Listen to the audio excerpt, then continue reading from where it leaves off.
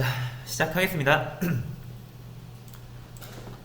네, 저희가 이제 저번 시간에 배열을 같이 진행을 했죠. 그래서 배열은 하나의 변수로 여러 개 데이터를 관리할 때 유용한 구조다. 이렇게 정리를 했었고요. 간단한 사용 방법도 같이 살펴봤습니다. 그렇게 어려운 문법이나 그런 건 없었어요. 다시 한번 볼게요. 자, 선언하는 방법. 변수 뒤에다가 대괄호 붙여서 얘가 여러 개의 값을 관리하는 배열이라는 얘기를 대괄호를 이용해서 표현을 하고, 값을 넣을 때는 이제 여러 개의 값을 넣을 거죠. 그러면은 컴마를 이용해서 여러 개를 구분을 해주신 다음에 양쪽 끝에 중괄호로 묶어주신다. 이게 가장 간단하게 배열을 선언하는 방법입니다. 자, 그리고 배열의 값을 선택하는 방법은 배열의 이름을 대표로, 이제 방이 여러 개 있다라고 보시면 되죠. 자, 그래서 이거를 저는 아파트 단지로 비유를 하고 싶어요. 이렇게 뭐 건물이 이렇게 여러 개 있는데 뭐 빌라가 있을 수도 있고 주택이 있을 수도 있고 아파트, 빌딩 뭐 여러 가지 건물들이 있을 수 있어요. 각각 크기도 제각각이겠죠. 생김새도 제각각일 거고, 그리고 뭐 얘네들의 위치도 다 제각각일 겁니다. 이런 걸 변수라고 했을 때, 이런 여러 가지 건물들을 변수라고 했을 때, 뭐 큰 건물, 작은 건물, 좀 다르게 생긴 건물, 여러 가지 건물이 있다.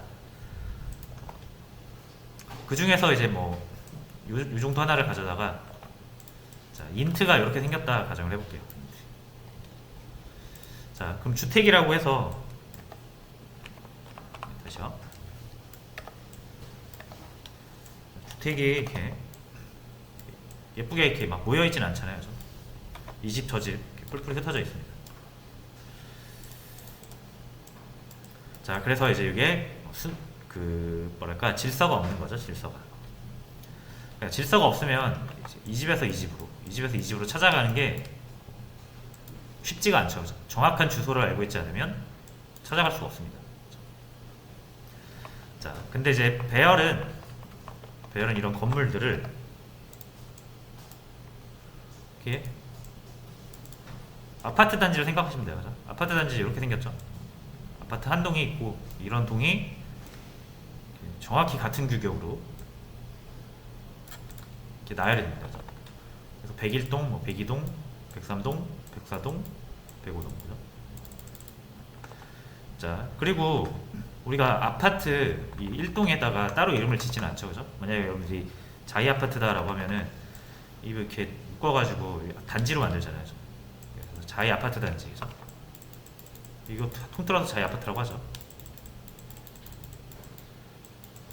자이 아파트 1동, 자이 아파트 2동, 자이 아파트 3동 이렇게 부르죠. 그래서 요게 이제 배열을 만들 때 이름이라고 생각하시면 되고요. 요게 아파트 단지 이름이고요. 동이 5개 있는 거죠. 그리고 뭐 아파트는 1동부터 시작하지만은 컴퓨터 세계에서는 0동부터 시작한다고 생각하시면 돼요. 0동, 1동, 2동, 3동, 4동. 그래서 우리가 원하는 곳에 가서 입주를 할 수도 있고요. 나갈 수도 있고. 이런 개념으로 일단 생각을 해보시면 좀 편할 것 같습니다. 자, 그래서 자이 아파트 1동, 자이 아파트 2동, 자이 아파트 3동. 그럼 거기 살고 있는 사람 나오겠죠. 자, 그렇게 사용을 하고요. 자이 아파트 1동. 자, 동이라고 하면은 이제 여러 또 호수가 있어서 좀 안 맞을 수도 있는데, 그냥 여기에 사람이 산다고 가정을 했을 때, 그죠? 원래 살던 사람이 1인데 100이라는 애를 새로 입주시킨 거죠, 이거는.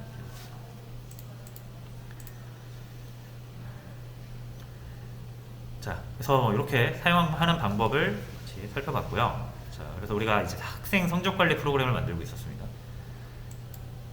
자, 2번 제가 정답을 올려드렸는데, 정답을 이렇게 학생 수를 입력을 해서 그 숫자만큼 입력을 받아서 출력을 해주는 그런 프로그램이에요. 자, 근데 만약 여러분이 변수를 사용하신다라고 하면은 이거를 입력한 학생 수에 맞게 입력을 받으려면 이렇게 할 수밖에 없어요.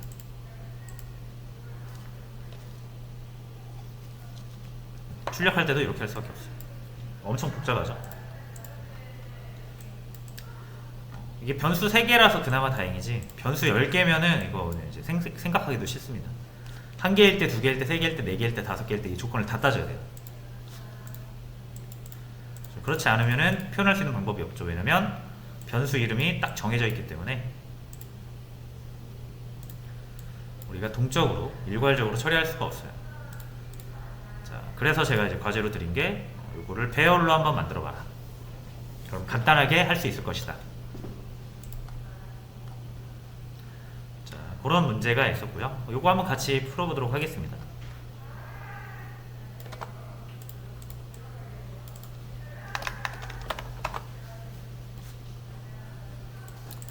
자, 일단 이게 실행하면 잘 되긴 합니다.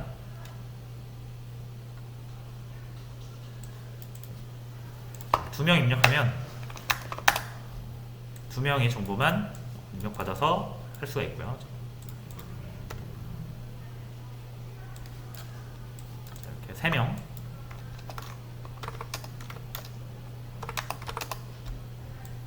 잘 나오죠? 자, 근데 이제 4명, 5명 이렇게 점점 늘려가려고 하면은 코드도 고쳐야 되고 이거 작성하는 게 끔찍해요. 자, 그래서 이제 이거를 변수로 다시 배열로 바꿀게요. 자, 인트가 3개, 정수가 3개 저장되려면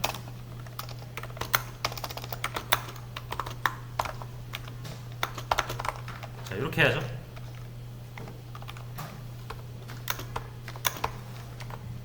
어차피 여기 3개 우리가 입력받아서 스캔으로 입력받아서 넣을 거기 때문에 굳이 여기에다가 뭐 값을 정해줄 필요는 없을 것 같아요. 그러면 아무 값이나 넣어도 되는데 0으로 넣는 게 제일 좋다 그랬죠. 자, 근데 이제 여기서 이런 질문 하신 분이 계셨어요. 데이터를 많이 저장하고 싶어서 20개 정도 저장하고 싶은 거예요. 그럼 이렇게 해야 되겠죠. 20개. 이게 너무 귀찮다 이거예요. 20개면 다행히 뭐 100개 저장하고 싶을 수도 있잖아요. 그죠? 그리고 100개 할 수가 없잖아요. 자, 당연히 C 언어에서도 이렇게 하도록 놔두진 않습니다. 자, 만약에 여러분들이 이제 한 10개를 저장하고 싶은데 그 10개 저장할 값을 미리 이렇게 우리가 정하지 않고 스캔F 같은 걸로 나중에 저장을 할 거다. 그러니까 우리는 10개의 공간만 있으면 된다. 10개의 저장 공간만 있으면 된다. 어떤 값이 진짜 중요하지 않다 라고 생각할 수가 있잖아요. 그런 경우가 있을 수 있죠. 그럼에도 불구하고 우리가 이걸 10개를 맞춰주지 않으면 이 배열은 10개를 저장할 수 있는 배열이 되지 않습니다. 좀 울며 겨자 먹기 식으로 이렇게 10개를 해야 되는데 귀찮잖아요. 그래서 이거를 컴퓨터가 대신 해줄 수 있는 방법이 있다고 그랬죠. 자, 그 방법이 이 대괄호 안에다가 개수만 알려주면 돼요. 그럼 얘가 10개를 마련해서 그 10개 저장 공간에다가 그냥 자기가 아무거나 넣어놓습니다. 무슨 말인지 아시겠나요? 이렇게 하면은 이 ARR이라는 배열은 정수 3개 저장할 수 있어요. 4개는 저장 못합니다. 자, 근데 10개를 저장하고 싶으면 그러니까 이걸 10개를 써야 된다는 얘기인데 어차피 값을 10개 다 나중에 채워넣을 거면 어떤 값이 들어가든 상관없잖아요. 10개 다. 그렇죠? 그러면 컴퓨터한테 딱 이렇게 얘기하는 거예요. 야, 10개 저장할 수 있는 공간만 마련해. 그 안에 어떤 값이 있어도 상관은 없어. 그럴 때 이렇게 하시면 돼요. 그럼 컴퓨터가 10개를 만들고 아무 값이나 넣어줍니다.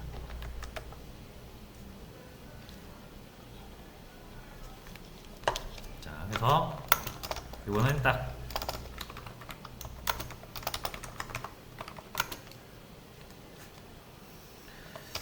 있으면 될 겁니다. 요거는 이렇게 우리가 중괄호 쳐가지고 숫자 하나하나 넣는 거는 우리가 넣어야 할, 저장해야 할 역시 확실할 경우.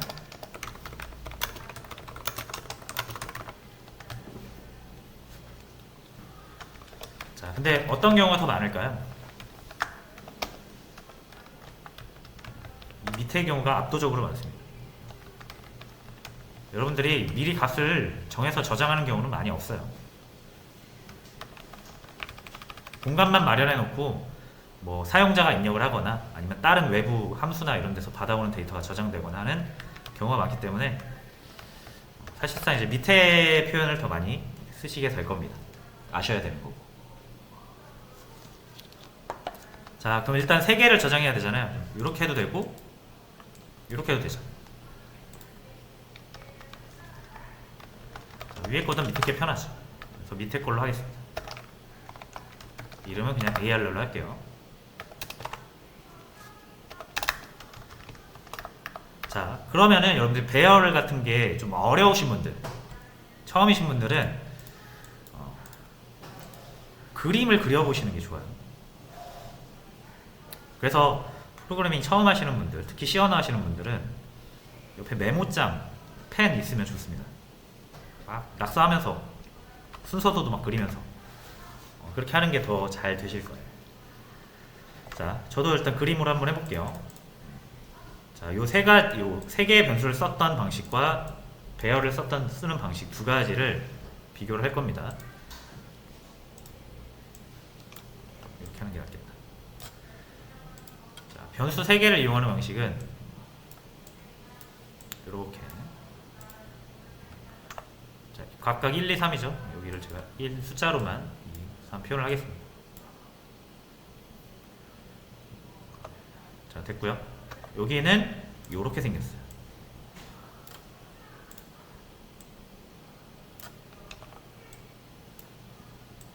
붙어있죠. 일렬로. 자, 여기에 그냥 제가 S 좀 붙여줄게요. 변수 이름입니다. 그리고 여기는 얘네들 각각은 이름이 없어요. 얘네들 각각은 이름이 없습니다. 이 전체를 의미하는 얘네들을 다 아울러서 뭐라고 한다? AR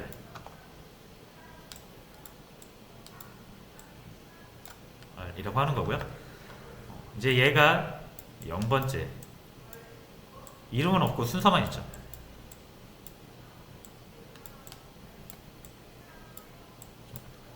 아파트 단지에 아파트들이 다 같은 자이 아파트잖아요. 다만 동수만 다른 거지. 그런 것처럼 ARR이라는 배열 안에는 3개의 공간이 다 ARR로서 존재하는 거죠. 근데 각각 동수가 있는 거죠. 요게 이제 요 방식이고, 요 밑에 게 요 방식이죠. 자, 그럼 이제 저장을 합니다. 자, 학생의 수를 입력을 해요. 자, 요만큼 우리가 스캔앱을 해야 되죠.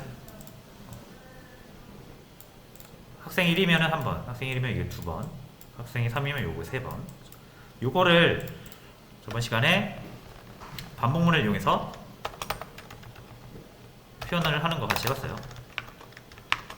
딱 요게 3번 또는 2번, 1번 반복되면 되죠. 다시 바꿉니다.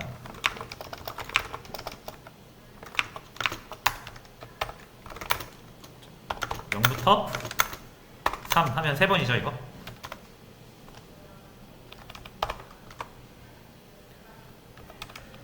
자, 근데 이제 여기서 우리가 이 반복문을 쓰지 못하는 이유는 이렇게 특정 값으로 코드가 픽스가 되어 있으면 무조건 1번째가 나오고, 그죠? 반복할 때마다 무조건 이 3번 변수에다가 값을 저장하게 된다라는 거죠.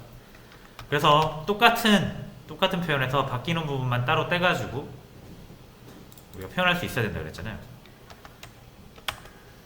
그래서 똑같은 값을 바뀌는 값으로 표현하려면 변수밖에 없죠. 그렇죠? 마침 i가 있으니까 1 더해서 1씩 증가하는 순서로 사용을 할 수가 있는 거고, 자, 여기에서 이제 얘네들은 이 변수명은 절대 못 바꾼다 그랬죠. 그래서 이거를 뭐 이렇게 하나 정하면은 얘네들은 바꿀 수가 없어요, 대상을. 자, 그래서 이렇게 배열을 이용을 해주는 거죠. 자, 배열을 이용하면 i의 값이 0부터 2까지 1씩 증가할 텐데, 이건 이제 숫자이기 때문에 ARR의 0번째, 그러니까 자이 아파트의 첫 번째 동, 자이 아파트의 두 번째 동, 이렇게 지목을 할 수가 있는 거죠. 자, 그래서 저장을 하는 거고, 이 사실 배열에다 저장하실 때 무조건 뭐 여기다 저장할 필요는 없습니다. 여기서부터 저장해도 돼요.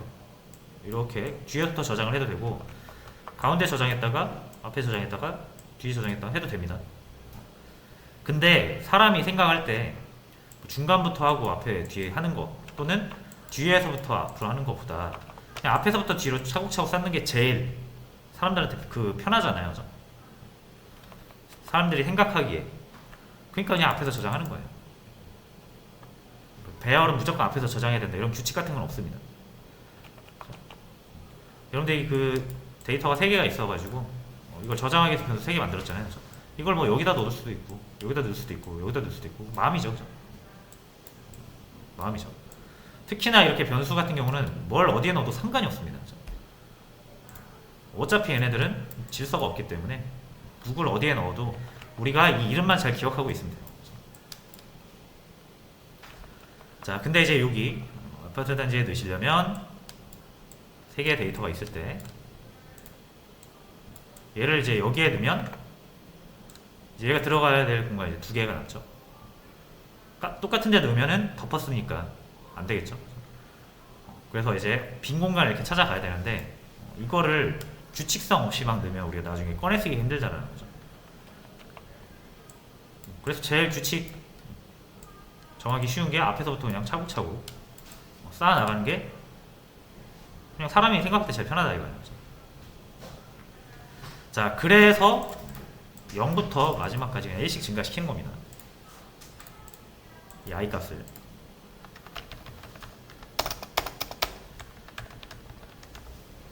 자, 그러면 우리가 이제 학생 정보 스캔앱을 이용해서 학생 정보를 막 저장을 하면 여기 이렇게 차곡차곡 저장이 됩니다. 자, 이제 꺼내올 때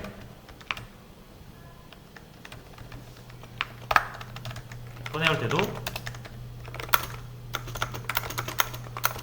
이렇게 하면 3번.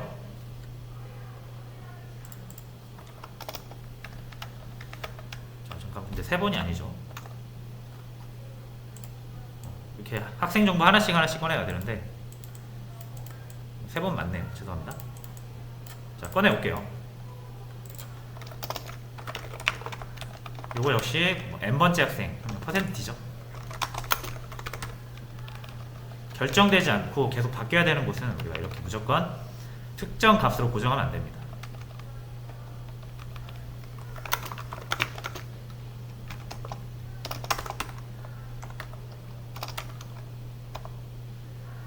자, 이렇게 해서 여기 첫 번째 학생, 두 번째 학생 순서대로 들어갈 거잖아요. i 번째를 넣어주면 i가 1씩 증가할 테니까. 자, 이렇게 해서 일단 실행을 해볼게요.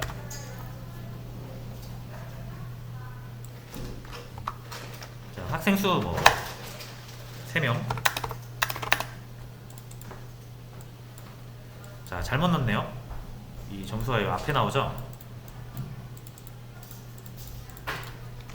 자, 여기도 i 플러스 1을 여기다 넣어줘야 몇 번째 학생인지를 표현할 수 있겠네요.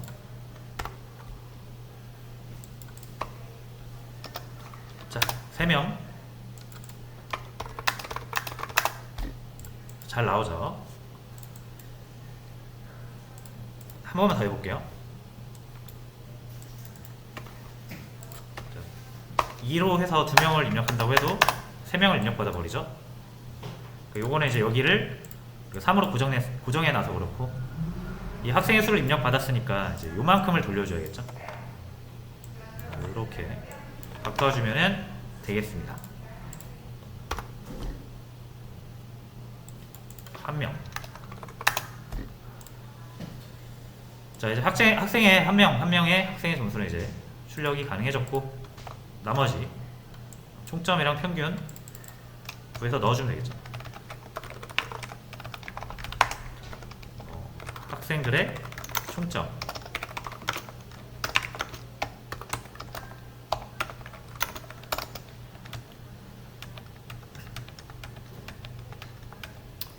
자, 요것도 뭐 ARR 해서 0번째 더하기 ARR의 1번째 더하기 2번째. 자, 요렇게 할 수도 있는데, 이렇게 하는 건 이제 우리가 프로그래밍적으로 하는 게 아니죠. 이게 왜 안 좋습니까? 이렇게 하는 게 학생 수가 많을 때를 항상 고려를 해야 돼요. 100명 이거 다 할 거 아니잖아요. 그래서 어떻게 해야 됩니까? 합부하는 알고리즘 적용해야죠. 합부하는 알고리즘 0을 하나 준비해 놓고 여기다가 계속 더하는 거죠.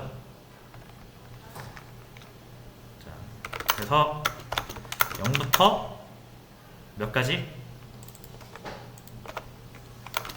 모든 학생의 점수를 다 더해야 되니까 학생의 수만큼 학생의 점수를 꺼내와야죠. 이 저장소에서. 그래서 ARR의 i번째 값을 요 0에다가 계속 더해줍니다. 그러면 합이 나와요.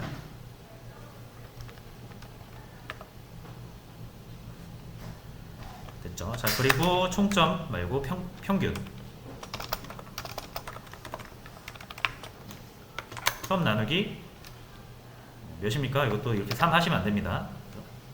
3일 수도 있고 2일 수도 있고 1일 수도 있어요. 요거에 의해서 정해지죠. 학생 수.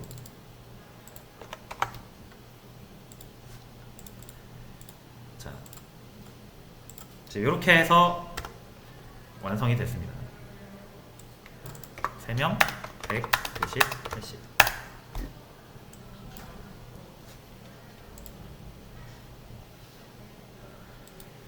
자, 뭐 아까보다 좀 더 간결해졌죠.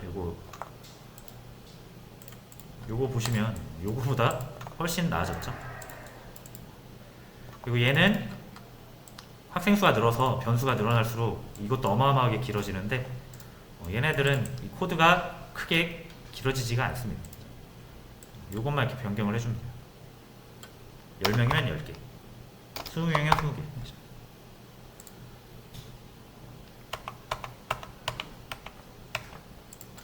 자, 배열을 쓰고 안 쓰고의 차이를 좀 느껴보시면 좋겠고요.